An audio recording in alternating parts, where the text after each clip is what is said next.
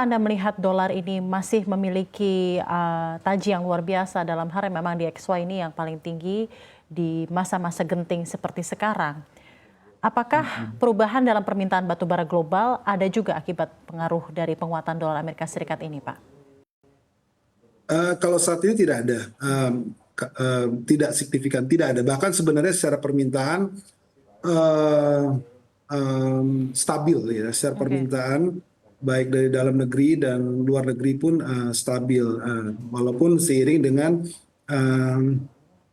peningkatan produksi nasional batubara di Indonesia, tapi nampaknya belum ada pengurangan atau tidak berdampak terhadap permintaan. Bahkan batubara Indonesia bisa dikatakan masih menjadi primadona di batubara dunia gitu. Dan Pak Alex, apakah penguatan dolar Amerika Serikat ini juga mempengaruhi kontrak ekspor batubara atau dengan negara lain? Mungkin seperti apa case-nya di Bayan sendiri, Pak? Saat ini tidak berpengaruh, karena memang acuannya praktisnya bahwa sudah lama penjualan ataupun operasional produksi dari batubara menggunakan acuan US dollar, jadi tidak terpengaruh sih saat ini ya. Saat ini kebanyakan ya. banyak itu long term kontrak ya, kebanyakan. Tapi kedepannya jika dolar DXY ini tetap menguat dan mungkin ada kecenderungan rupiah ini levelnya tercipta yang baru gitu ya Pak ya, di level 16.300 sampai 16.500 terhadap dolar Amerika Serikat, bagaimana ini akan berpengaruh terhadap strategi jangka panjang dari Bayan sendiri, Pak Alex? Ya, mudah-mudahan juga ini kan kalau kita lihat komponen operasional atau biaya operasi ini kan US dollar ya. Mudah-mudahan ke depannya ini ada peluang sebenarnya bagi industri dalam negeri, yaitu bersama-sama untuk meningkatkan TKDN ya.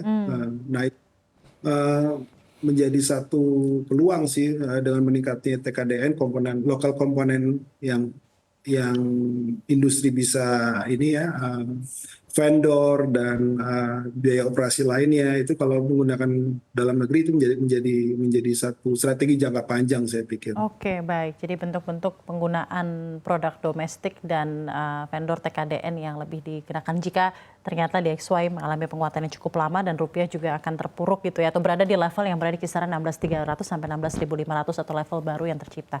Nah, mungkin dari Pak Ronald sendiri, bagaimana, adakah strategi khusus yang diterapkan oleh perusahaan tambang bauksit untuk mengelola risiko fluktuasi nilai tukar dolar, Pak? Dan mungkin ke depannya bagaimana pula dampak penguatan dolar ini terhadap impor peralatan dan teknologi untuk kegiatan pertambangan bauksit? Adakah yang bisa Anda sampaikan? Ya, saya kira sangat banyak, Mbak.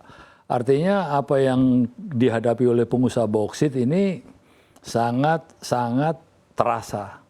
Kenapa? Karena memang basicnya kami penjualan dalam negeri. Dan komponen yang kami lakukan di dalam produksi itu semua menggunakan komponen dolar. Artinya peralatan dan lain sebagainya yang kita terus lakukan review. Dan ini akan sangat memberatkan karena kita kan hanya jual dalam negeri dan itu pun terbatas. Produksinya banyak, tapi tempat untuk menjualnya di smelter dalam negeri itu sangat terbatas. Sehingga persaingan di antara pengusaha bauksit itu sendiri menjadi keprihatinan kami sebagai asosiasi. Dan apalagi sekarang HPM sendiri belum juga bisa menjembatani antara pengusaha bauksit dengan pengusaha smelter. Jadi masih ada supply demand yang tidak sebanding. Sehingga perusahaan-perusahaan yang sudah menambang ini juga akan menanggung hal-hal yang sifatnya sudah terproduksi tapi tidak bisa dijual. Nah, ini satu hal yang perlu kita pikirkan bersama. Maka harusnya ada peluang. Kalau kita memang menghadapi masalah kan tentu tidak kita matikan perusahaan itu. Karena lama-lama dia tidak akan kuat untuk menahan penguatan dolar ini dalam waktu lama. Kalau hanya sekedar efisiensi, mitigasi itu kan sifatnya proses. Bahwa pasti perusahaan akan melakukan efisiensi ya. Dan kita mitigasi kira-kira apa sih yang kira-kira menjadi kendala utama agar kita bisa survive.